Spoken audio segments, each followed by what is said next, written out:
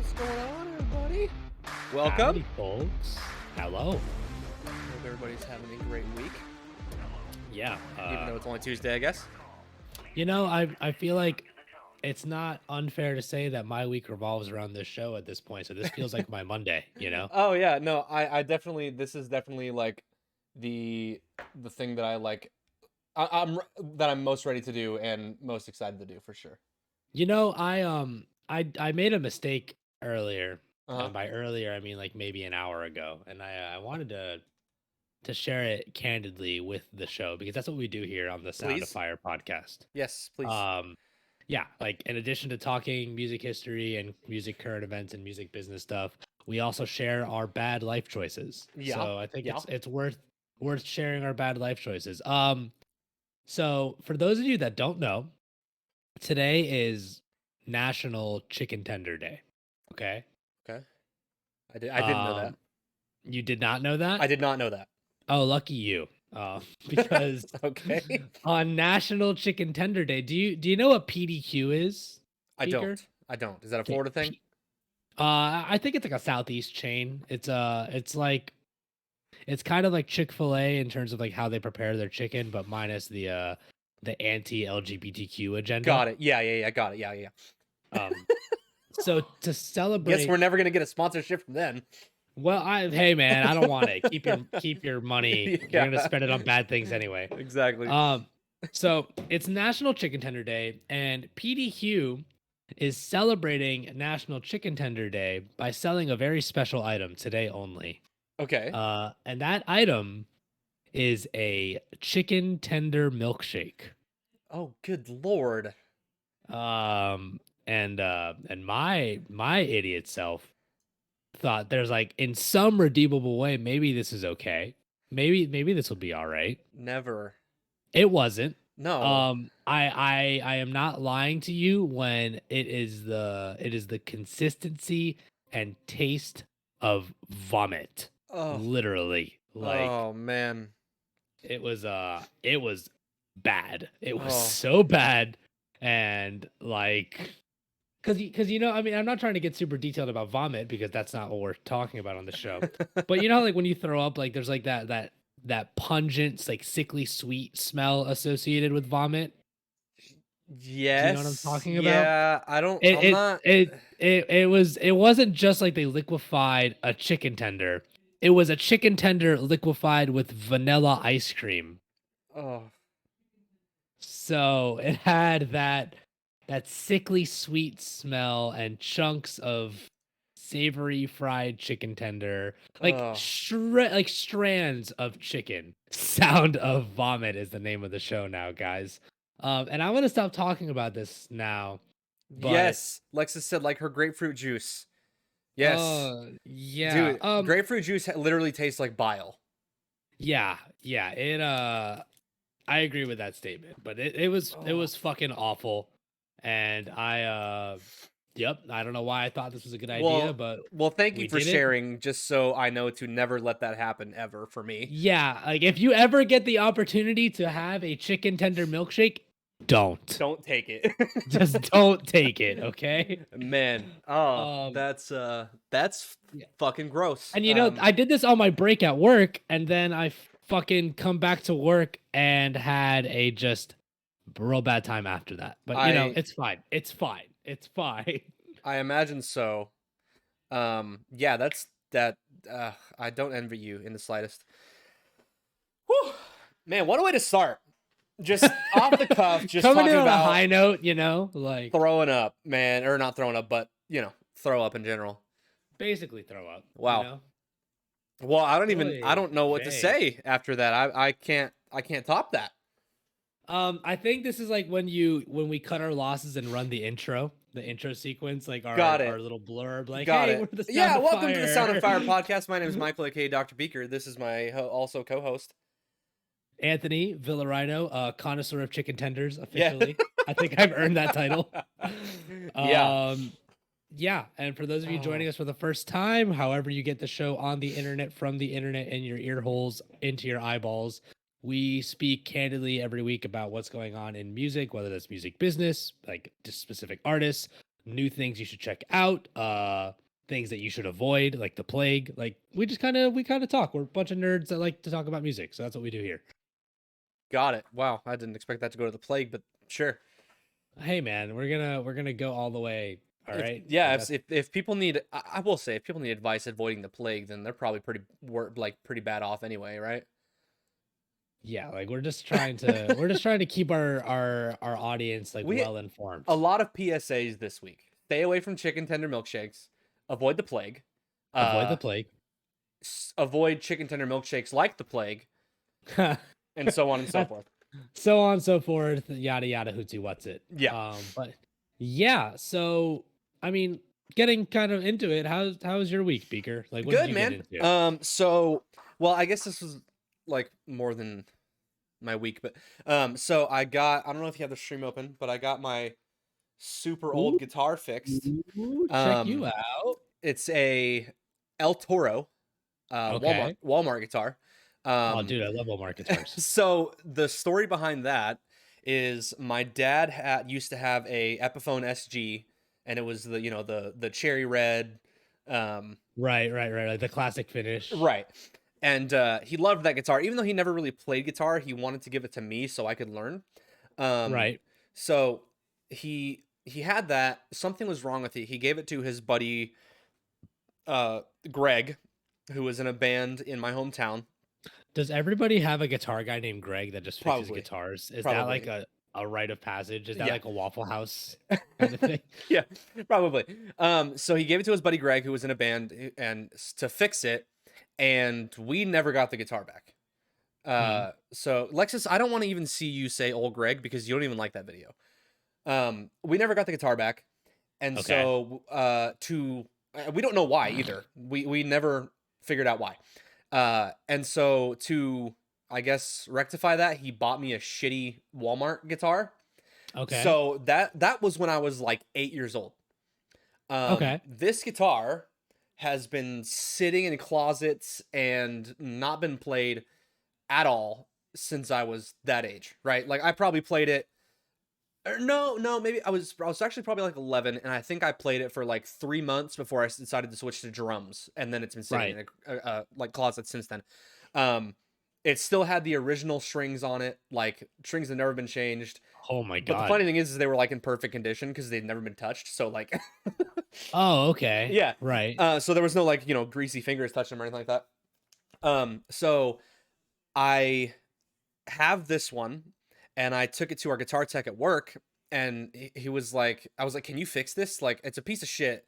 And I told him not to judge me. He was like, "Oh, dude, this thing's actually kind of cool. Like, it's not in bad shape. It looks fine. Like the frets weren't gross. Like, anything Okay. like All that." right. So he did a full setup on it, cleaned the fretboard, polished it, new strings, like all that good stuff. And I've just been like playing that every night for the past like 3 or 4 days, Dude, hell and yeah. having There a you really go. fun time and learning like AC/DC riffs and stuff.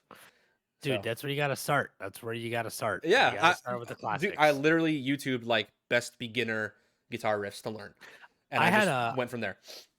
sorry to cut you off. I had a No, you're student come in, right? Like someone coming in to do a demo class, like yesterday actually, and the kid was 11 or 12 years old, and the first thing he said when he sits down is, "I want to play a Strawberry Girls song." I was like, "Dude, this is literally your first lesson." And he's like, "I don't care. I want to play Strawberry Girls." And I was like, "Why do you know that band? You're 12." Why not? It was very bizarre. I mean, yeah, like I think about the age that we start getting exposed to this like avant-garde proggy music, and I guess Yeah. they're getting younger and younger. I have kids who are fans of Primus. So Nice. yeah, Yes. That would make me so happy as an and instructor. Primus sucks. If you're a fan of Primus, you know what that means. So I like Primus. I don't know what that means. I'm not like diehard fan. every Primus show starts with a chant of Primus sucks. Oh, okay, that's awesome. Okay, cool. Yeah, I thought it's you were pretty cool. serious for a second because I didn't know No, about that. I fucking love Les and I was about to Claypool be and Primus, very so- upset. I was like, how do you of all people No, not like no. that band? Like, No, I love Primus. 2 years ago, I made my kids do the song "Too Many Puppies." nice. Don't know if you're familiar with that one. It's a good one. Chorus is very riveting. It's just too many puppies. Yeah. Oh, Sounds like it. yeah. Sounds like Primus. Sounds like Primus. So anyway, speaking of Primus and that sucks, why don't we get into our first segment here and go into some today in music and the Yes, history of the world, you know? let's do that. It's kind of a weird list from what I'm reading here. Oh, The like the first Google one Doc? is well, I'm not looking. Oh, do you have the Google Doc up Oh already? yeah, yeah, Actually? dude, I've been working on that for like an hour. How Oh, dare you? Jesus Christ. Not even Dude, look at my hard work. I don't even have it. Like, can you resend that Oh, to me? Because now I feel dumb. oh Sorry. God. Okay, fine. The show's falling apart, guys. No, it's fine. There Show it is is. falling apart. Oh, It's there in it is. chat. Thank you. Thank you. Yeah, no Look problem. at you. Yeah, these are the ones that I actually wanted to touch on this Oh week. well, so the So, thing is, like, there weren't a lot of like really good ones this week, or I uh-huh. guess for today, I should say. Um, but there was a couple that did kind of pique my interest, and I wanted to talk about. I Okay, did, I sure. did, I did want to read the first one because I thought that was really cool. Yeah, go ahead. Okay, so on this day in 1958, Mhm. fans of rock and roll music were warned that tuning into music on the car radio could cost you more money. Researchers from the Esso Gas Company said the rhythm of rock and roll could cause the driver to be foot heavy on the pedal, making them waste fuel. I mean, I don't know, dude. Like, I get where they're coming from because 30 years after this, Motley Crue would release "Kickstart My Heart," and Yeah. whenever I listen to that song, I do 140 on the highway. So I mean, is that why I have such shit gas mileage? that's what it is, dude. You're just listening to too much rock music. Too much Like, metal, bro. Like, and I wonder if there was I remember distinctly hearing that there was kind of a lobby against car radios at one point. really? That people didn't want there to be car radios for literal safety purposes. And I think it was during this time. I So can see maybe this that. was all kind of like rolled into one. Like, this was a BS study, and people were just kind of using it to scare people out of wanting to listen to music in their car. Yeah, You I know? mean, like, obviously they wouldn't have known this back then, but I mean, I can kind of see it, especially now with how radios are nowadays, especially with like Mhm. Teslas and shit being a full Right. TV in your car. Like, Literally a yeah. television. So, I mean, obviously they wouldn't know about that, but I can definitely see where it's like, I honestly think it was probably just like, people don't want their kids listening to that kind of Rock music music. with like, Sure. yeah, on their own type of thing because it was all parents used to think rock music was from the devil himself. So, Well, were they wrong though? I can't Listen, say listen. confidently. Songs like "I Want to Hold Your Hand" definitely make me want to sin. That's all Yeah. I'm saying. Yeah. Okay. A lot of hand holding happening in those days. It's Lot of hand holding back in the day for yeah, sure. pretty rough. So it's funny that you mentioned Teslas having TV screens. Did you buy a I Tesla? don't, my I did not buy a Tesla. Damn, No, I okay. wish. My cousins are older than me, and when I was a teenager, they had their own cars, but they had fancy fucking car radios, Right. like because they had tuner cars, like slammed on the floor Honda Civics, etc. Yeah. And they would buy the stupid obscene radio with the crazy sound system. And one of them had a straight up DVD player in his front seat.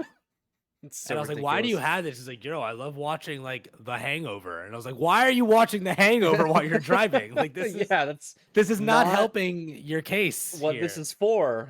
That's awesome. Well, Yeah. it's not So great, but it's hilarious. it's still funny for sure. So let's run on to this next little bit. We're gonna jump forward like almost 30 years, 28 years exactly. We're gonna talk Indeed. about one of my favorite bands, Mhm. Queen. Mm-hmm. So Queen became the first Western act since Louis Armstrong in 1964 to perform in Eastern Europe when they played at Budapest Népstadion, Hungary. The gig was filmed and released as Queen Magic in Budapest. Yes. That's really cool because the first thing that jumps out to me is during all of this, like the Cold War is basically happening, right? True. I didn't even think about that. So you like I always like to think about what's happening in like when we do this segment, like what is happening in the music world at the time and what is happening in like the global like actual history Right. stuff. And like the Berlin Wall probably still existed in 1986. Yeah. When did the Berlin Wall come down? When did the 88? 88, I think, right? When did the Berlin Wall come down? Berlin Wall came down in 89. Ah, I was so close. You were literally 1 year off. I was so dude. Like, close. I was you're gonna be right so proud if fucking I had there. that right because that's not a piece of history that like I just know. Right. That's close though. Like I'll take it. that was close. That was just good like historical awareness of what was happening in the 80s, you know? Yeah. Like between the all the crazy shit that like all the almost nuclear wars that we had. We had Queen crossing that border and playing in East Europe. Yeah. So Awesome. that is super cool. Budapest gets referenced to a lot in like pop culture, you know? Yeah. Actually, And sorry to I interrupt you. Fun no, fact. go ahead. We Doubting Thieves almost named one of our songs, like a long trip to Budapest or something like that. No, Okay. for no reason. No reason at all. It just like we thought about it in the studio. That's the song that ends up being Isolation. Okay. But like yeah, it was something weird like that had to do with Budapest, but we had no like reference or reason. It just It just kind thought of of it. sounded cool. And Yeah, you were like, it sounded cool. let's roll with it. And And also that's fair. actually I mean, the song is very Middle Eastern sounding because there's a sitar sample in there and like all that stuff. So it would like kind of make sense, but like also not really at all. right. It was just related enough. Yeah. Which is all you need, you know? Yeah. And I remember one of my first bands. we did also were call really- it Game Over because of it's very I don't know. Anyway, sorry, go ahead. I'm getting sidetracked again. Dude, that was the last week. We gotta be focused. We gotta move on. Okay? We gotta move on. we gotta keep it moving. This one, you want to take this next one? Yeah. 2019 on this day, Amy Winehouse's ex-boyfriend Blake Fielder Civil made legal claim for a €1 million cut of the tragic singer's fortune. Fielder Civil told Amy's family his lawyers said he had a valid claim because he was with her for 6 years, during which she released some of her best-selling material. I'm going to interject. That means fucking nothing, by the way, dude. Yeah. The family replied by saying he spent a lot of their marriage in prison. Bringing nothing but pain to everyone, and to give him another penny would be too much. What the fuck, bro? Like, damn. Like, yikes. Damn. You know, good on the family for like zinging him like that. Yeah, Because for sure. Fuck that guy. Yeah. Especially Especially if he was in prison for a lot of their marriage, like you weren't there, dog. Like it's not like you were supporting her from a jail cell. Doesn't make any sense. Yeah, she was probably like supporting him, honestly, financially speaking. Yeah, probably. Turns out this guy just got engaged 2 days ago. Because I'm looking his name up, just trying to find him. Perfect timing. Yeah. Why was he in jail? In jail. I want to find out why he was in jail, and this is important to me. Yeah, I'm curious too. Then now that you say it, want to wait? Any guesses? You want to take some guesses, or have you already read it? I just read it, so if you want to give me a guess, I can tell you what it is. Armed robbery. Close. Breaking and entering. So sentenced to 27 months in prison in the summer of 2008 on charges of trying to pervert the course of justice and of grievous bodily harm with intent. I don't think that's close to armed robbery. Armed robbery is considered a violent crime, and it sounds like grievous bodily harm is a fancy way of saying just like assault or battery. Yeah, you know? I mean maybe that's a hell of a like explanation of that. But yeah, I mean, I read that and I was kind of dumbfounded. I was like, man, like it'd be different if they were married, or no, they were married. But so it's weird because it says her ex-boyfriend, but then it says he spent a lot of their marriage in prison. I think that just might be like a clerical typo, because everywhere else I'm seeing him referred to as a husband, Okay. as ex-husband. Okay. And it turns out a lot of fans were not happy with that guy because they pointed to him as being a big enabler for Amy Winehouse's heroin abuse. Yeah, her addiction and stuff like that. Yeah. Yeah. So I don't know the guy. I didn't know the relationship, but if you were enabling her to do fucking heroin, get the fuck out of here. Yeah. Go fuck yourself, dude. I mean, you took enough. Yeah, I mean, she was unfortunately part of the 27 Club, and yeah, she was extremely freaking talented, man. She was so good. Dude, I love me some Amy Winehouse. My band used to cover a song of hers called "Stronger Than Me." Don't know if you know it. It's a good one. It's I probably do. Cut. It's very, very good. It's probably her complaining about her husband. It sounds like, honestly. But yeah, fuck that guy and the band he likes, and I hope he doesn't get a fucking penny. That's honestly all I gotta say about it. No, if this was back in 2019, I highly doubt that there's gonna even be a shot in hell. Yeah, Like, no way, dude. No way. This was 2 years ago. Literally 2 years yeah, ago. yeah, 2 years ago on the day. Um, I yeah, keep forgetting that we're like this is all on today, so I know. we're So do I being very sometimes. precise. Yeah, This roughly was 2 years ago. exactly No. 46 years ago. No, no, it was exactly 46 Yes. years Yeah. ago or two Exactly. years ago. Yeah. But Okay. yeah, So moving on to the next segment. This one is actually we're doing our this week in music, but it's actually probably going to correlate to on this day type stuff. Because mhm, this was actually announced today and most likely happened last night, but it was announced today. Um, Joey yeah. Jordison, the drummer of Slipknot, dies at age 46. Um, Rest in peace to a freaking powerhouse, man. Um, I was very sad when I saw that. You can ask Alexis. Like, my jaw dropped. I was sitting on the couch next to her literally today, and I was like, "What the fuck?" I Um, don't know what it is that like we keep getting onto episodes where we're just sad about our I know, idols, right? man. Like, dude, it's Like, crazy. People just need to stop freaking dying, bro. It makes me so sad. yeah, God. yeah. I don't like being sad. Yeah, yeah, it kind of blows. I actually read this. Most of the articles I kind of skimmed through and whatever, but this one I read the whole thing, and because obviously the first thing you think of is like, well, shit, how did he die? Mhm. He passed away in his sleep, and that's pretty much Oh, that's all they're giving us right now. sure. They haven't announced anything else, and I'm not sure if they will. Whether they do or not, it's not going to change that it freaking sucks. Uh, I don't think. I mean, if there was any drug use, which I'm sure there was in Slipknot back in the day, but I don't think he was into any of that anymore. Um, yeah, I mean, the only thing I can think of is maybe a heart condition, but I don't want to speculate. So I'm doing a little bit of diving into this article that we kind of sourced some of our information from. And Joey Jordison split from Slipknot in 2013. Right. Um, and one of the issues that the band was like citing was they thought that he was having medical issues at the time, but they thought it Mm. was like a drug abuse problem. Hmm. And he has a disease called, or had, I guess, a disease called transverse myelitis, Hmm. and it has symptoms really similar to multiple sclerosis, which is Oh, fucking like debilitating and awful yeah. on your body. So it's pretty fair to speculate, I think, that he was just kind of dealing with some health issues just throughout the course of his life at that point, you know. Yeah. Yeah. Most likely. Um, but yeah, And I I mean, mean, like, feel however you want about Slipknot, or don't feel however you want about Slipknot, but that, I mean, we say this a lot about like bands kind of changing the game. right. Slipknot did a lot of things that hadn't been seen for a while and did them in a very, very avant-garde way, you know. They Yeah. took the Alice Cooper shock rock performance rock thing and brought it to a way more modern sound than anybody else was trying to do, you know. Like when you Yeah. compare Slipknot to a band like Guar, who is admittedly doing a similar thing but for more of the shtick and gag factor, By the way, cannot Slipknot, stand them.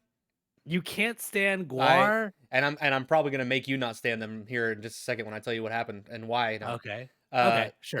I mean, I was never. I mean, like I saw them and I was like, oh, this is crazy. Oh, they're in costumes. But Yeah. so the day after Chester died, Uh-huh. they were playing Warped Tour, Okay. and they basically just shit on him Oh, the whole time. sick. Yeah, they Love were just that. like, why the fuck do we care? Like, who the hell was he to like all this type of stuff, and immediately, all Uh, respect out the window. It's like, right. bye, nope, don't care. Yeah, no, that's a pretty big reason to not fucking care about a band Yeah, anymore if they're just gonna like mock the death of somebody, of anybody, the you know. day Especially, after. yeah, especially someone in their industry, you Yeah, know. like it didn't make any sense to me. I was like, you are a band that is probably less than 10% the size, definitely less than 10% the size of what Linkin Park was, and Sure. like, and I'm sure that their fans probably ate that shit up because they're probably fucking Edgy. edge lord weirdos, that kind of thing. But Right. yeah, just to the average music listener and music fan, like that was just like a what the fuck moment. Like, what made you say that? There's Yeah, no there's reason. there's no reason. There's Absolutely really not. no reason. Like somebody's music, dislike somebody's music, like them as a person, dislike somebody as the person. Like have respect for the dead no matter what. Right. You know, like Yeah. that's and this sounds weird, but my stepdad always made that like a very important thing when I was growing up. No, Because I went to it's a good virtue to have for sure. for sure. I mean, we ended up going to a lot of funerals when I was a kid by just because. Yeah. And my first one, I was like, I don't even know who this is. Like, why? I don't want to go. And he pulled himself like, hey, have respect to the dead. Right. Okay, fine. Fair I get enough. it. I get it. Fair enough. You know, I can't argue with that. When you put it that way, it's like Yeah. that's a very good point. Fair enough. But yeah, so Joey Jordison passing is definitely going to send ripples. We're going to see a lot of people talking about this for the rest of the week, I'm sure. Right. We're already seeing people talk about this. I don't know if Slipknot has I don't like think a they've said anything statement yet. They probably won't for a couple days. Yeah. I don't think they've said anything yet. Well, I mean, considering they've already lost Paul Gray, like Yeah. they're no stranger to losing a very close friend. And like regardless of the shit that happened and the quarrels they had as a band, like I'm sure that Joey still meant a shit ton to them as people. So like it's definitely going to be a rough couple days for them. I can imagine. So I checked their personal social medias and stuff. Mm-hmm. All they've posted is a black square. Hmm. And Corey Taylor, Sean Crahan, the Slipknot Instagram and Twitter, James Root all posted the same thing, just a black square. No caption? No caption, nothing else. Interesting. Okay. Yeah. So I'm sure they're all really feeling this, and my hearts and prayers and all that goes out to them right now. Absolutely. That's fucking crazy. So yeah, I mean, I don't know what it is, but maybe we're cursed. Like we're just gonna keep talking about sad things on this show. I God, guess. I hope not, man. I really hope not to, honestly. Yeah. Anyway, rest in peace, Joey Jordison, man. I appreciate what you did for me as a drummer. Definitely inspired me a lot, and you were a part of a band that inspired a generations probably to come, and I know a lot of people in my generation in general. So rest in peace, man. We'll be missed for sure. Absolutely. Definitely will be missed. So this next thing you have up here is interesting because I didn't see this one. Because I shared a few things, like maybe we could talk about these, and I didn't see your doc because I'm bad at being organized and stuff. But this one's really cool. Yeah, I thought it was interesting. You know what's funny is I saw a different Gibson related article and I had posted that, so I can kind of tie that into this one as well. Gibson to launch label to release Slash album next year. Mm-hmm. So it looks like Gibson is kind of partnering with BMG, which is a music distribution group, right? And they're planning on just creating a new arm of their company to function as a record label. Well, I mean, they definitely need the income. Yeah. Well, you know, so I don't. Or is that whole thing over now? I think Gibson's turned the ship around. Actually, gotcha. Okay. I think Gibson has started making a lot of good decisions that maybe like are just kind of making the gap between their income to debt smaller. Yeah. But I know that Gibson, I think it was maybe last year. No, it was before COVID. So 2 years ago, they launched Gibson TV as well. I hadn't actually heard of that. I don't know if that is still going.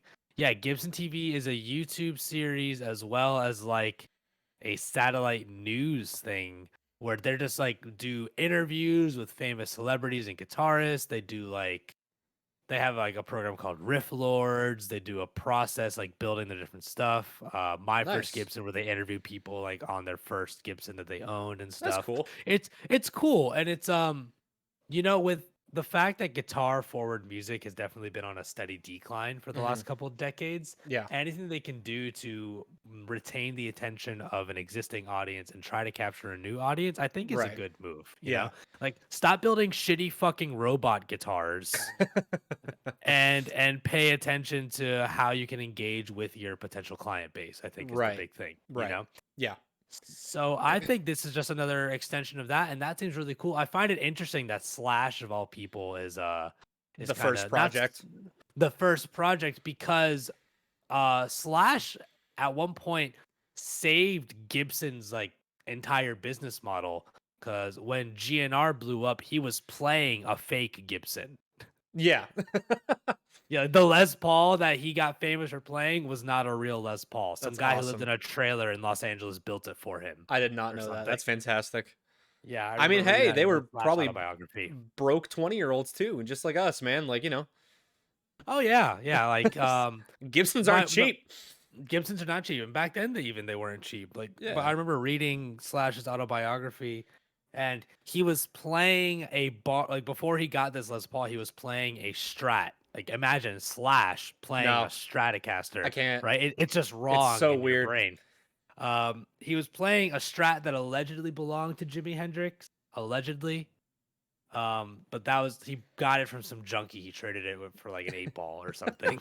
Oh, Jesus Christ. So I doubt that it was actually owned by Jimi Yeah. Hendrix. You Yeah. know, I mean, unless the guy just didn't know what he had, and the guy said it as part of like him trading it. He's like, "Oh, oh, Jimmy played this guitar, oh well, man." yeah. If you got a fucking dope head, like he's gonna do anything. He's gonna say anything to you for that next, that next. Yeah, yeah, to get that fixed. Yeah, You know? exactly. So So it's interesting. I wonder how this is going to pan out, and who I want to keep an eye on this because I want to see who Gibson pick up for their next thing. you yeah, know? yeah. I'm very curious as to because I'm sure it's going to be like those Slash Miles Kennedy like type projects. Okay. But I'm hoping that it's gonna be some really good music. Right. I mean, it's Gibson, so I don't expect them to pick up any slouches or anything like that. Dude, the last Slash project I listened to was Velvet Revolver, which Yeah. that band was really cool, but it just never didn't do anything to like advance the genre at all. No, And not that you have to, but it was just pretty straightforward, like Yeah, it was okay. dad rock, you know? It exists. It's there. It exists. It definitely exists.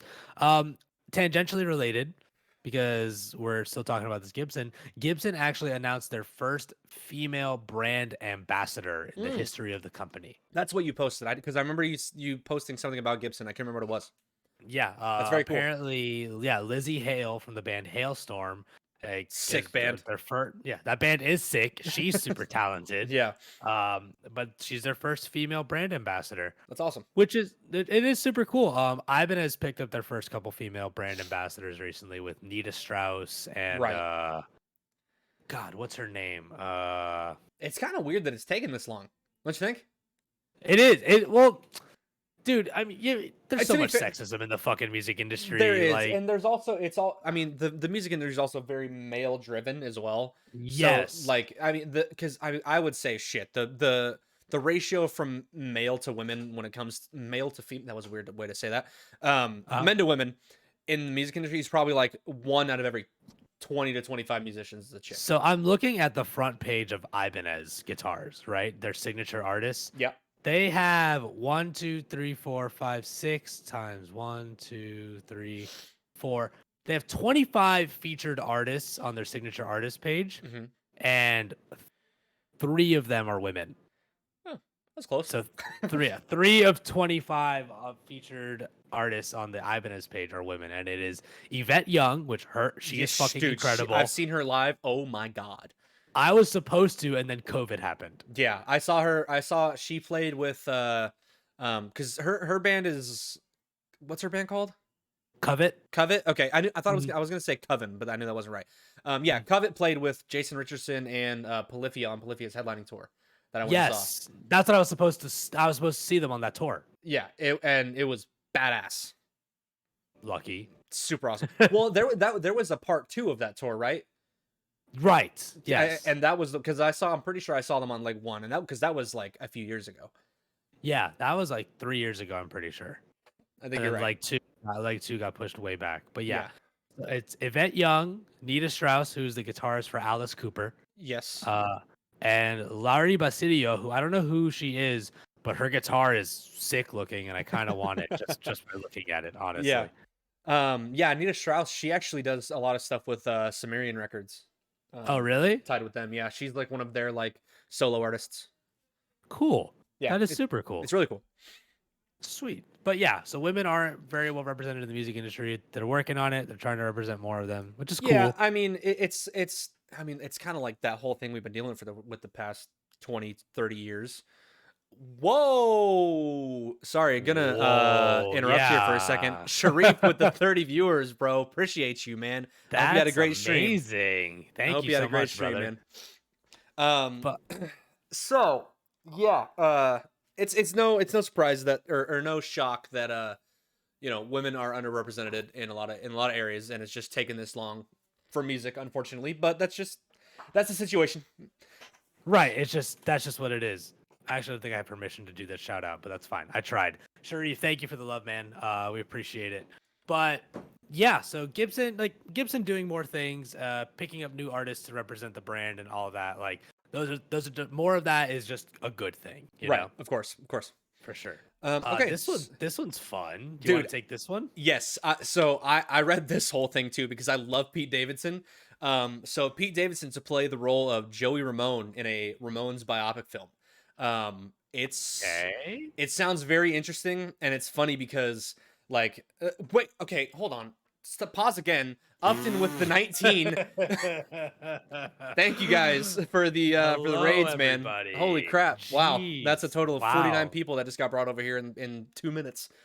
Welcome to the show, Yeah, everybody. welcome. Hope you guys had a great stream. For those who are just getting here and are hanging out, my name is Michael, aka Dr. Beaker, and that is I'm Anthony, VILARHINO. yes. You can find us on our own platforms. Find us at SOF Podcast on Twitter, etc. Hmm. Shows updated to Spotify weekly. Yes. It's a music show where we talk about music. Uppy is the GOAT. Thank you, Uppy. Sharif is also the GOAT. Thank you, Sharif. Yes. Thank you And guys.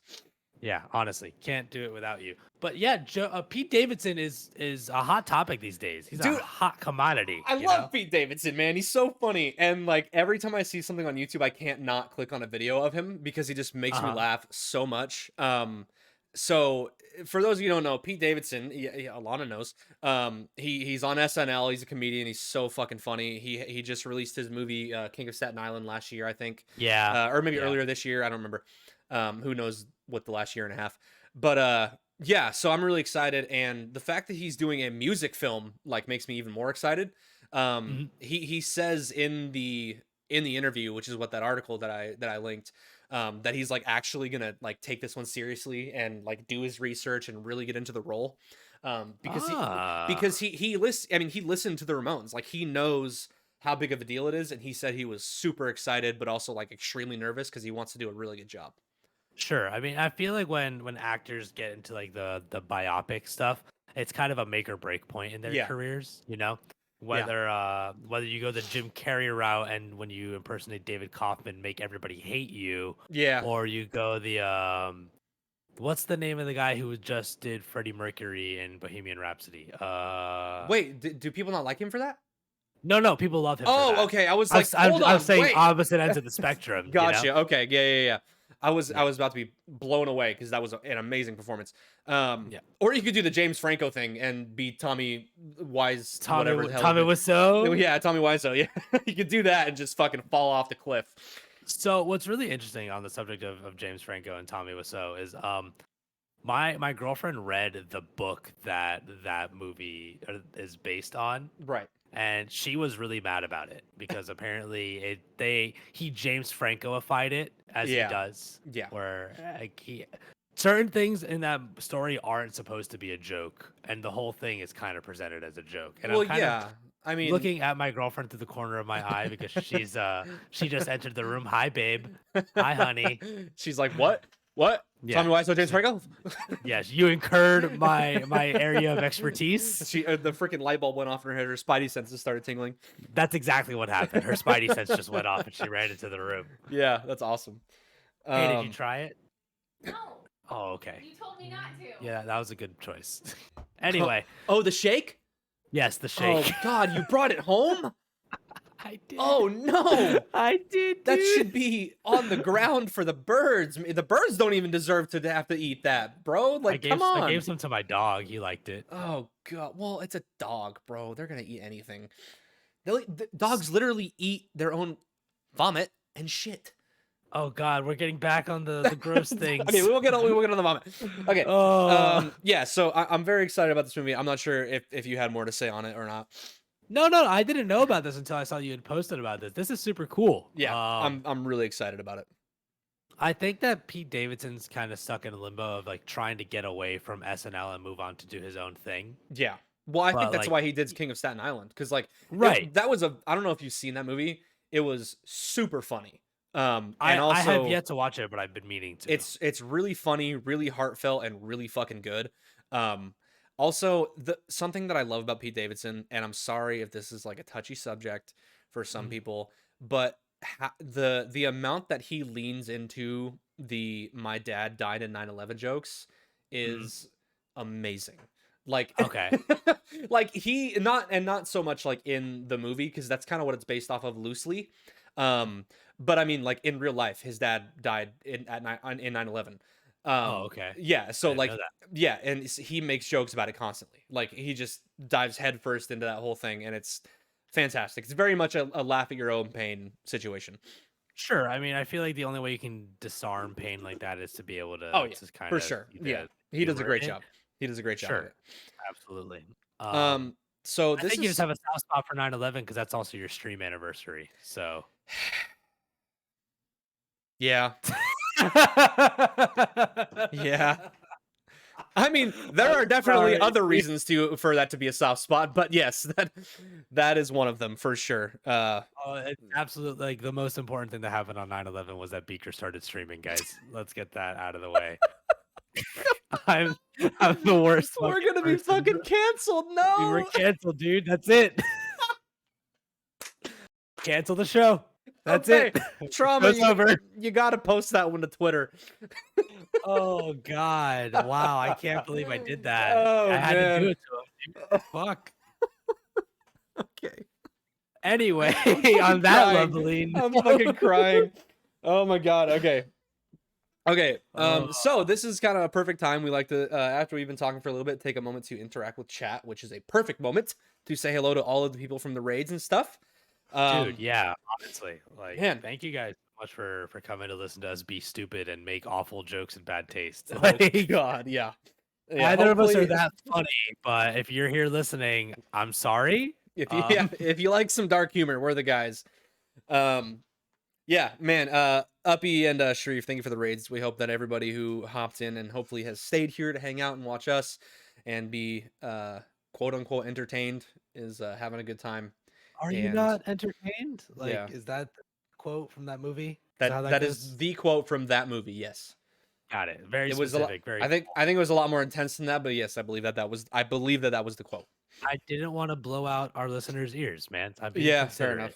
You know, Yeah, we're too busy blowing their minds as it is. You yeah, know. fair enough. Good segue to whatever that joke was. Yeah. By the way, we are sponsored, or Black Flame is sponsored by Glitch Energy. Check them out. Use the code Black Flame in your checkout, and you get a sick discount. My favorite 20%. flavor is Tropic Thunder. Yeah, 20% discount is Oh, no joke. so Dude. I did have Tropic Thunder, was very good. Have you had the sour grape ape yet? That's literally what I'm holding in my hand, actually. Oh, it's so good. It's so good. Really? It's so good. Sour grape ape does not sound like something I would like. Yeah, it want sounds to... a little stinky, right? Like it might like Yeah. have a weird pungence to it, but no, it's actually really Sure. good. Okay. I'm always iffy on grape drinks, but like I was like, you know what, screw it. I took it to work and drank it. And I was Okay. like, if I don't like it, I'll just dump it out Right. and drink some water. But it was actually very, very good, and I really enjoyed it. So Cool. I think you will too. I will have one after the show. That's what I'll do. Oh, you're a 'Cause I brave. Do you have to work tomorrow? Yeah.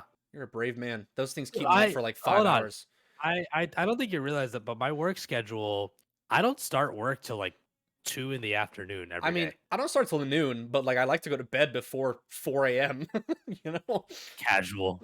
Yeah. Weak.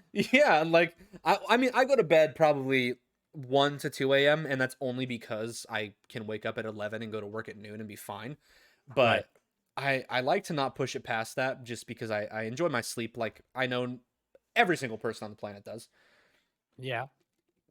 And actually, you know for what? sure. Since we're still in our interact with chat section, I kind of hate that we have to sleep. Yeah, no. If I could not sleep, I Yeah. just wouldn't. Oh no, You know, dude, I could get so many things done. I feel Like, like I'm just wasting time when I'm sleeping. yeah, You I know, know. I enjoy sleeping. Don't get me wrong, but bedtime just feels like the bad time for me. Isn't it a third of your life? Is that Yeah, the you spend a calculation? third of your life sleeping. I am determined to make sure that I've only spent like a fifth of my life sleeping. You're That's gonna like try to be better. I'm gonna try to be better than the average. You know, fuck you, stay woke, grind culture. Oh my You know, god, and the stigma. end the stigma, dude. All right. But yeah, Okay. So on to the next thing, man. This was one that I was also really excited about. It's pretty similar to the last one. okay. Willie Nelson docuseries is in development. Ooh, Yeah. that is really exciting. That's cool. So I'm not a big country guy, but I Freaking love Willie Nelson. He's so good. And look at that picture, bro. He's adorable. Look at that He's just adorable the old man. happiest little old man, Also, dude. I don't know if I'm gonna enlarge this picture real quick on the screen so that people can see how Enhance. fucked up his guitar is. Look Dude, at that's that. the best part. It's That's the best amazing. fucking part, This for thing sure. has a hole. If you're not familiar with guitars, that hole, the circular hole is supposed to be there. The one under that, definitely not supposed to be there. Yeah, it's not supposed to be there. Oh, God. I don't know why, but you clarifying the round hole, that's the right one. Yeah, Like, that's that got me. Hey man, you never know. Woo! You You know, know, you you know never what know. they make? Oh, They make shoot. like nylon string guitars with Yeah, what's it called? With where the sound hole is like offset to be where it's at the top contour of the right. body. I don't know. Well, my Again, computer's the hole is freaking out. supposed to be there. Right. The hole's supposed to be there. Dude, I would have to imagine that guitar is 75 years old. It's probably like as old as him, if not older, I honestly. mean, I think he's 88, so God, 88 years old. got to be close, man. He's a national treasure. That man is fantastic.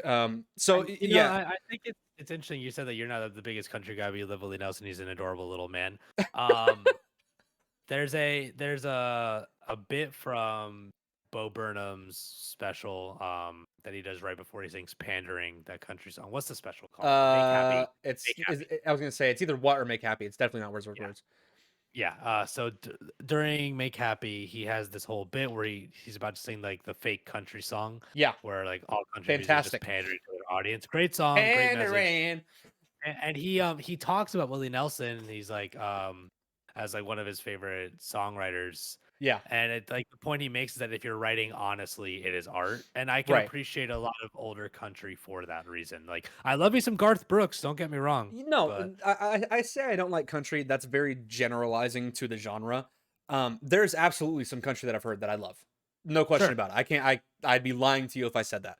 But everything that country is now, I can't stand. What, you mean you're not a fan of the Florida Georgia line, dude? I will not go down that road. The Old Town Road?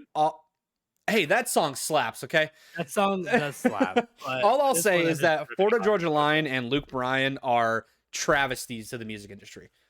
Yeah, that's a fact. I'll leave That that is there. And if you disagree, then I hope I'm not we get sorry. some people. I hope we get some like. What do you guys think? Like, if anybody's in the chat has an opinion about country music, like, please tell me your opinion about country music. I like the 69 biddies from Sky Daddy. Yes, That's what thank I you, like. Sky Daddy.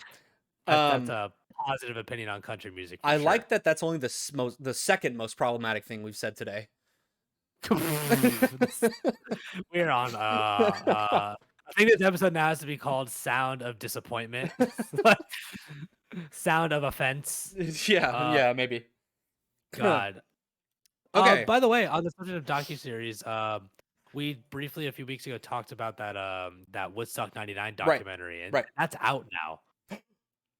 By the way, the country music Like- of this decade doesn't have the soul that even the stuff from 10 years ago has, let alone older. Kayla, you are freaking correct. dude, I love Kenny. Oh, like Kenny Chesney, and he's like in Dude, the same. last 2 decades. Same. But like, I that's the grew up last listening to artist I Kenny can Chesney. think of that I'm like, oh man, this guy actually gives a fuck. There's you know? no, Kenny Chesney's right. There's actually one pop country person, which you can probably consider her this, that I love, and it's because I've listened to her since I was like 2 years old, and that's Shania Twain. Oh well, Shania Twain dude. is Shania Twain is Shania Twain. Okay? a gem and oh my god, I love her. She's great. Man, but yeah, country music sucks. Except for when country music sucks if you don't give a shit about the music you're writing. You know, if you mention Broadway, like the street in Nashville, then I don't take your song seriously. Yeah, like get the fuck out of here. Mhm. Sorry. Factual and satisfactual. Anyway, now that I'm done saying dumb shit, so this Kanye album, it's out, this right? I don't think it's out. I don't know. I don't know if it's out or not, dude. I've read different things. I keep seeing memes about it. So I have an opinion about Kanye. Might not be the most popular. I can't stand the guy. Okay. I think he's very talented. Or I'm gonna say this candidly because I haven't heard this new album. I don't know what the context is for or anything about it. I think everything leading up to Jesus is King could pass as really good records because he's a super talented producer. Sure. But I think that the entire Jesus is King album cycle was a total con. Okay. The reason being is because when that album, either previous to that album coming out or after it did, one of the two, um, he like wanted to team up with Joel Osteen for like a music and church Oh, tour type right. thing. Right. And I won't even get into how much I dislike Joel Osteen. Right. So just because that's not something we want to talk about on this podcast, but Yeah. that whole situation, that was the first flag where I was like, oh, this is all fake. Like this is all for money. And It's so you know, Kanye is my favorite example of people who have so much fame and so much resources and are literally depriving themselves of the one thing they need, which is fucking mental health help. exactly, Like that guy is a mental health travesty, and exactly, I can't imagine how he got there, you know, because it's one of those things where the fame consumes your humanity. I right, think not that I think Kanye is an inhumane person or a bad person, but Kanye has this fucking such warped sense of self, and you hear it when he talks in interviews, you hear it, yes, you see it in the way that he presents himself, you see it when he fucking goes on stage and complains about his $300 t-shirts not selling very well because yeah. people don't believe in him. Like I don't get it, you I know. I don't either. That's Like my big it problem. like the guy has such a strange dissociative personality disorder that I couldn't even begin to diagnose because I'm not a medical professional. But Right, the guy needs fucking help, he you know? does. He does. Like whether he's successful or not, the guy needs to see somebody and like figure out what He the fuck does. is going on in his own head, because then he think of all the good that he could do if he Yeah. did that. And so one of the big flags for that, and we won't get like political on the whole subject, was during Trump's presidency. Right. You know, I mean, I'm sure all of us who were paying attention Thank you, remember Kanye. Very cool. exactly. I mean, the 1975 literally wrote lyrics about it. So, Right. I mean, Kanye was obviously a very big Trump supporter, Mhm. which just off the cuff didn't make sense to me. But he did a TMZ interview. I'm not sure if you saw this. I He don't think I did. he did a TMZ interview where he basically said that we should be, or I shouldn't say we. I'm quoting him. Let me first say I'm quoting Kanye here. He said that Mhm. we should be thankful for slavery, as in black culture should be thankful for slavery. Right, right. Oh. Um, Oh, okay. Yeah, and then there was, thank God this guy Yikes. did. There was a gentleman who stood up who was also black and was like, "What the fuck are you talking about, dude? Like you need to figure your shit out before you come here and say some shit like that in front of like other African Americans because that was just like utterly disrespectful." And Kanye was just like stunned. Like he was like, "Oh, I'm Kanye, and no one's going to say anything about me saying this." But dude, yeah, it was That's insane. crazy. Insane. That's And literally insanity. I was I dumbfounded. And can't so when I believe heard that. that, I was like, there's no shot that he's lost himself when it comes to his mental along the way somewhere. Like, and Yeah. that has nothing to do with supporting Trump or anything like that. Just his mental health had just declined at some To point. think that that's like a thing that you can say, Right. you Right. know, like Yeah. what the, how, in what world do you think that, Right. God, I can't even begin to unpack all the reasons why that's like fucking wrong, you Right. know, like Like that's fucking crazy. yeah, it Uh, just didn't make any sense. what's funny is that we're talking about Kanye By the because way, real Kanye quick, on the sorry 20, to yeah, interrupt you. Cheers. I got my Topo Chico hard seltzer. These ooh, are look at very good, by you. the way. I have a warm beer from last night that I didn't finish, so I'll cheers you with that. I want to throw up just from you saying that. I'm not actually gonna drink Gross. it, but it's on my desk. The reason we're even talking about Kanye is Kanye on July 23rd did a live listening party for his new record Donda, where he was at the Mercedes-Benz Stadium, just walking around on the fucking white sheet covering the AstroTurf, Right. wearing like a pantyhose face mask and like red poofy clothes. He looked like the what's it called, the Stay Puffed Man from Ghostbusters, but in red. Oh yeah. And Yeah. and he just fucking like he just kind of did like a listening sing along for all of his music, and it was bizarre. Like I listened to most of that, right? Yeah. And the record it's okay. It's kind of unremarkable. It's definitely not as good as some of his older music, like we've been saying. Right. But the point of the listening party was that he was supposed to do this listening party and then have the music like available the next day. Yeah. And it's not out. He just didn't put it out, and he didn't put it out because he was mad about people's response to the listening party. That's what I think happened. He thought he wanted people to buy into the hype more, and when they didn't, he's just withholding the record now. Okay. And can you think of any other fucking musician, much less rapper, much less artist, whatever, any person who has legal contractual obligations to release music, throwing a hissy fit the night he's supposed to release his record and just deciding not to? Like wrap your head around how fucking crazy that is. This is stressing me out, bro. Like, like, oh my god. Like, I've released music on platforms, many songs. The amount of stress and fucking time and preparation, that goes into that, and then to just cry about it, because.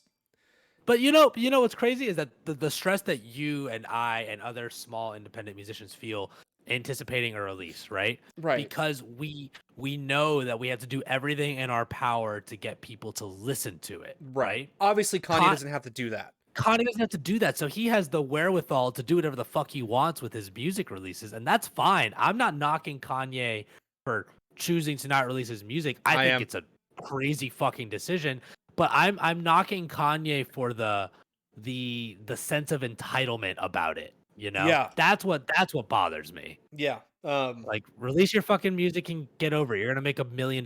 Yeah, anyway. He acts like the return that he's gonna get is not millions upon millions of dollars, because people are gonna see Kanye. There's gonna be people who haven't liked any of his music, but they're still gonna be like, "Oh, Kanye, I'm gonna listen to this to make sure I hate it." Exactly, right. But then there's also probably 10 times those people that love his music and are gonna listen to it multiple times. He's going to make so much fucking money. I saw a meme, and it was do you know who Anthony Fantano is? I know the name. Let me look him up real quick. Anthony Fantano does a show called The Needle Drop, where he does reviews of new records, and he reviews every genre of music, right? Nice. And he's pretty critical, but he's fairly critical. Right. And somebody tweeted Kanye. Yes, I know him. Kanye said he'll only release Donda if Anthony Fantano gives him a 10 out of 10 on like 808s and Heartbreak or something, which is like the worst Kanye West record. Kanye said that? No. Someone said it as oh, okay. I was like, holy shit. Imagine carrying that much. Oh my god. Yeah, it's just that's insane to me, man. Absolutely asinine. Yeah. So last thing on this Kanye thing, and then we can move on, because we're just gonna continue. This show is just dragging people. We're reading them for filth. That's what we're doing. Kanye has been spotted at the Mercedes Arena. He's staying there. Yeah, wearing the same fucking clothes. Apparently, he has like a residence and a music studio. So he's walking around like some sad fucking phantom of the Megaplex at this Mercedes stadium. And you're and anybody who would look at me and say that is not mental illness is fucking crazier than Kanye is. Yeah, like, are you kidding me? He's not doing this like beforehand as like a publicity stunt. It's after the fact. Like, yeah, he did his listening party. He's just hanging out, moping around. Like, that doesn't make. He's just harassing the concessions people, going, "I had a dream." Like, come on, man! What do you $18 hot dog? Give me my 18 fucking yeah. He's gonna eat like get 4 $18 hot dogs and just eat the buns or something. Like, so that he He's can just really gonna, struggle. He's just gonna walk around like he's eating the buns already. He's already full, right, of bread, and then he's just gonna walk around with all the hot dogs and just like break them off piece by piece and drop them behind him as he's walking. Like just fucking like breadcrumbs, Yeah. like Hansel and Gretel. What is happening? Oh my god. No. Oh, on to an even better topic. Yeah, we're just like, okay, so I was gonna have a picture of Eric Clapton. I think Eric Clapton doesn't exist at this point. I don't know how. Because Anthony. hold on. I need you to elaborate. What do you mean? I tried downloading 8 pictures of this dude. It wouldn't work. What, you can't download pictures of Eric Cannot download a picture of Eric Clapton. He doesn't exist. Hold on. He's a figment of the simulation. He doesn't exist. He's like the people who remember the Berenstein's Bears spelled Exactly. incorrectly. It's like the Mandela effect. He doesn't exist.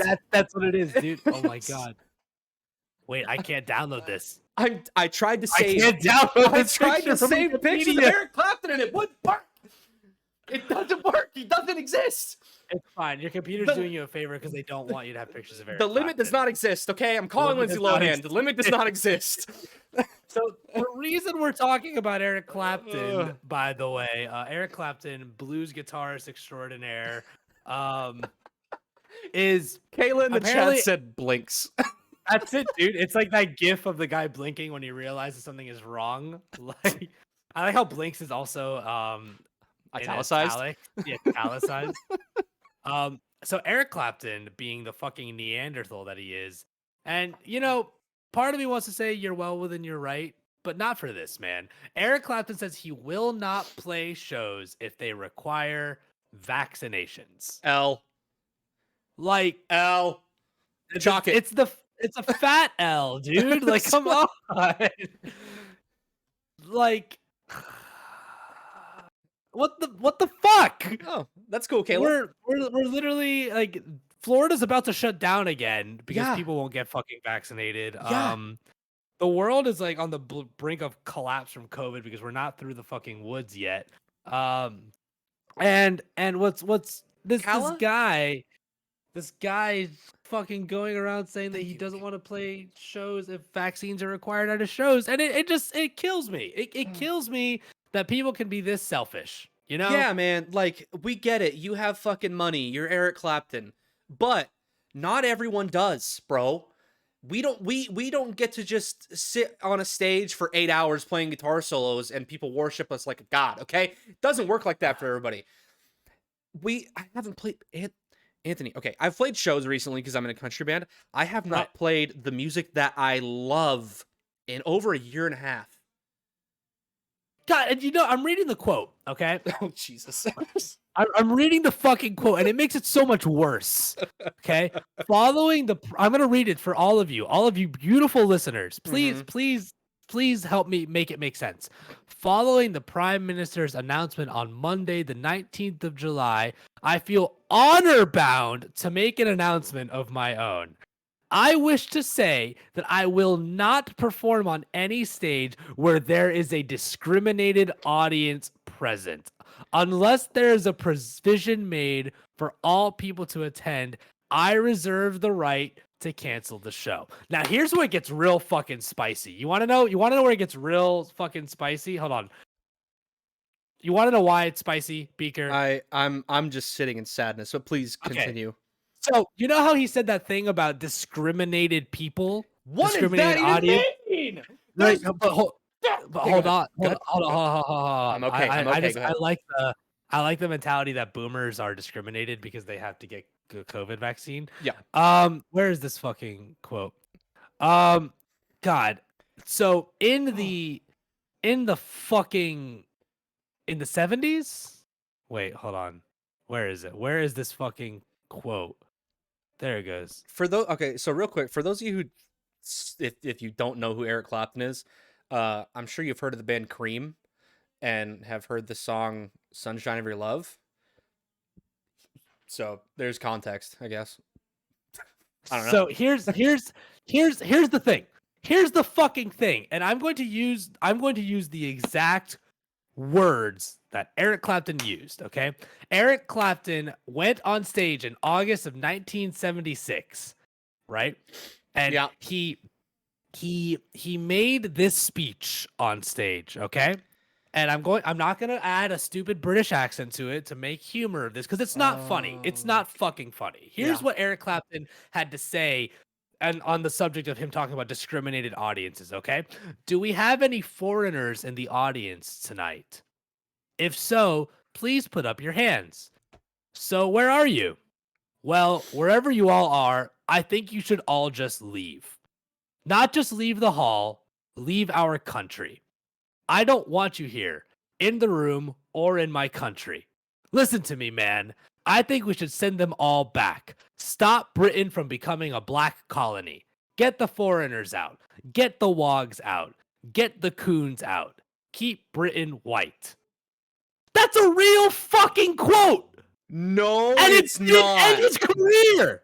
It's a real thing. Oh, hold on. Whoa. I'm speechless. I have nothing to say. And you know, there's no recording of this, but there's multiple eyewitness from people who were at the show, people from his team at the time who paraphrase it and there's a review of the concert from a magazine that came out 2 days later. And the excerpt from the review is right from the start. It was obvious it was going to be one of those nights. He shambled on with his head covered by some strange object, struggled to free himself, and then warned us all about foreigners and telling us all of last night's aggro and the need to vote for Enoch Powell, whom Eric then described as a prophet. Enoch Powell, by the way, was a super conservative English politician at the time. A rather distasteful beginning, although it was difficult to tell how much this was a result of the large quantities of alcohol he had obviously consumed. More time was spent warning us on the danger of the country being a black colony within 10 years, and how Eric was thinking of retiring to become a member of parliament for a constituency. Further comments allowed, such as "get the wogs out, get the coons out," which he was heard to say before finishing his embarrassing rant with "send them all back, the black wogs and coons." Oh my god. Dude, like it's insane. It's fucking crazy. I had no idea. Like, yeah, like it's not just like haha funny boomer says thing. No, Eric Clapton's just fucking like racist. Man. He's just blatantly racist. He's just blatantly racist. I don't care how good of a song fucking Cocaine is. Go fuck yourself, Eric Clapton. Holy crap. And you know, I have no problem with that. I hope he hears me say that. I would be no. At this point, that, hey, Eric, real quick, Eric, because I know you're watching. Go fuck yourself. Okay? Literally fucking die in a hole. What the hell, dude? That is insane. Wow. Yeah. Wow. Yeah. That's a thing. Oh my god. Okay, well, I guess I gotta tell my dad to stop listening to Eric Clapton because he's a fucking blatant racist asshole. Yeah, I learned about that a couple of years ago, and I was like, fucking how? Kala, you know, normally we don't stop and like do chat interaction kind of stuff, but I don't know if he said anything like that. I would imagine not, especially it is in the telling. last 15 years. I would imagine not, just considering how much, like, I'll say cancel culture has evolved, but this would be definitely reasonable to cancel. You know, yeah, Check. The 70s was a long time ago and a completely different era, but it's there's that expression that silence is like, sometimes silence is definitely loud. Yeah. Like Clapton's team never responded to like requests for comments about this in the last 2 or 3 years, because there have been like from Rolling Stone, from Billboard, from different like periodicals have reached out to his team and been like, hey, what the fuck? And they just ignore it. They just haven't responded, and they don't have an obligation to respond. But yeah, it's way worse to just ignore something like this than to like go and say, hey, we had some really backwards opinions of how the world worked in the 70s, and we might have said some things that were uncouth of us, and we apologize for things that we may have said in the past. You know, you can even skirt around it and go like may have said, or things got misconstrued and apologize anyway, but no, they just don't acknowledge it. Yeah. Like Huh. that's what fucking upsets me. And I normally don't get this heated. And I No, don't get heated on this show ever, but like that's fuck that okay. guy, man. Hey, Yeah. man, listen. That shit pisses me off. So I'm not gonna tell you to not be passionate about that, because that's a fucking topic that needs to be passionate towards. You Oh, know? absolutely. It's crazy. It's crazy. Yeah, Kala, like you said, there's no misconstruing that. You know, like if you're not gonna do the bare minimum to acknowledge it, like Right. come on. Right. Come on, what are you doing? Exactly. Insane. Yeah. Holy shit, that just blew my mind. Yeah, dude. Sorry, I didn't mean to like ruin your opinion of Eric Clapton or anything. Oh, I mean, dude. it wasn't like I mean, super high. I like a couple of Cream songs and like whatever. And like I said, my dad watches them when he has some drinks on the weekends. But like, I'm not jamming Eric Clapton on my way to work every morning. Like, I don't, you know. I actually got I took it up the corporate ladder because we have a program at my job called Rock 101, right? Yeah. And Rock 101 is like very, very basic, like beginner music class where we're teaching really basic songs like Smells Like Teen Spirit and Right. TNT. And we used to have Wonderful Tonight on the list of songs. And I went to school for corporate and I was like, hey, I'm not doing this anymore. And Yeah. you can't make me, by Yeah. the way. No, I'm actually tempted to email GC corporate because we have Sunshine of Your Love playing on our radio. Oh yeah, At like, work. Can we not, you know? Yeah, I just want to be like, hey, can we like just take this one out? We already have a million fucking songs that I hear 28 times a week. Can this be one less? Mainly considering Homeboy's racist as hell. Yeah, you know. I wonder if he like shared like that makes me wonder like I wonder if he shared those opinions with like Ginger Baker and stuff like that. He might have. I don't know. That would make me very sad because I love Ginger Baker, but I hope not. Worth looking into at another time, I think. Yeah, on my own for sure. Okay, so we've gone a little over an hour, but that's not the biggest deal. We had a pretty heated discussion here for a second, which is totally fine. So since we're done with our this week in news, it's been a week, guys. That went somewhere, man. We want to talk about some new recent releases in music. I know you didn't get a chance to submit anything because you had a lot of stuff going on with work, but I did put a few on the list. You know what's out there? Kanye West. You're damn right. You're goddamn right. It's not. No. So new releases in music recently. Attila released their album Closure, which I'm sure you don't listen to Attila, but I mean they're heavy. You've heard Attila? Yeah, I've heard Attila. Well, actually, I'd be surprised if you hadn't, but like I'm just saying, like the habitual listener. Which I'm not anymore. I used to be, but I've kind of just each album is pretty much the same. It's party metal with Franz just saying a lot of cuss words. It's about it. It's like fair enough. Yeah, so I mean, you know, I'm excited to listen to it because they do put their instrumentals are actually really, really good, and Franz himself is actually a really talented vocalist. He just says a lot of dumb shit. The next one is a band called Notions. They released their song Tooth Taker not too long ago. Cool thing, the guitarist for Doubting Thieves is actually the guitarist for Notions as well. My boy Brandon. Cool. All right. Shout out to that guy. Yeah, shout out Brandon, bro, and shout out the guys in Notions, Kaylin, Coda. Fucking love those guys. I'm actually keeping it on the DL, but I'm actually possibly joining soon. Ooh. I just got to practice. Okay. Which I did today for like an hour and a half, and God, Tooth Taker, Brandon writes the drum parts too. And that wasn't like that difficult to learn. It just took me a while to practice it. But like all of the old stuff that their drummer Thomas wrote and played is fucking weird, and it's gonna take me a while. Shout out those guys. We love you. The band Under Oath, which I'm sure you've heard of many times. They released a new song called Damn Excuses, which is really good, super heavy. I mean, I've never been I like Under Oath a lot, but I've never been someone who's like, oh, they have a new song out. Holy shit, I gotta go. I gotta leave work to go listen to it. Funny thing, Under Oath, I'm not sure if you knew, was a Christian band back in the day. So their most recent album that came out, actually, I think that was like 2016 or 17 maybe. They put out the first single for that album, and basically it was them announcing they're not a Christian band anymore. Oh. And yeah, people got very, very upset because like in one of the first verses, Spencer, their vocalist, says fuck. And their fans, did not like that at all. Dropping F-bombs. Yeah, he said the fuck word, and they did not like it at all. But that album was actually really good, and Damn Excuses was very good. You should definitely check it out. And then, actually, this is kind of a callback to the first ever episode I ever did of this show. Before Anthony joined the team and everything.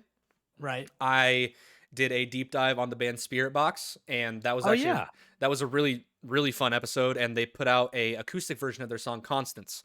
That song is so good. It's so good, bro. They put out an acoustic version, and fun fact, I actually cried on the first episode of the show. Oh, damn. We were listening to Spirit Box, and Constance came up, and it's already just such a deep cut song. Yeah. Because it's about Courtney's grandmother who had Alzheimer's. And like we were listening to it, and I was already buzzing, like, you know. And Alana in chat, I'm pretty sure it was Alana, said something about, you know, a past traumatic event with a family member. I believe passing because of Alzheimer's or something of that nature. And bro, I was just like, man, come on, and just I fucking lost it. I was like, dude, this is not fair. But I was like, you know what? I'm a softie, and you're gonna know that very quickly. So. But yeah, it's so good. It's fucking beautiful. I listened to it. It came out like 10 hours ago or something. But I listened to it right before the podcast, and it's absolutely beautiful. So anybody who hasn't heard, definitely need to listen to that. I have one release that I know of just off the top of my head that just came out. Please. John Mayer's new album, Sob Rock, just came out. I need to listen to that. I didn't know that was a thing, but I need to listen to it. It's out. It's good. There's one song on the record that is unforgivable. Okay. Fucking unforgivable. Go ahead. I'll ask you to play it on the show. I just actually, I think I'm going to ask you. I'm going to find a YouTube clip and fast forward to the chorus. Okay. You know what we can do?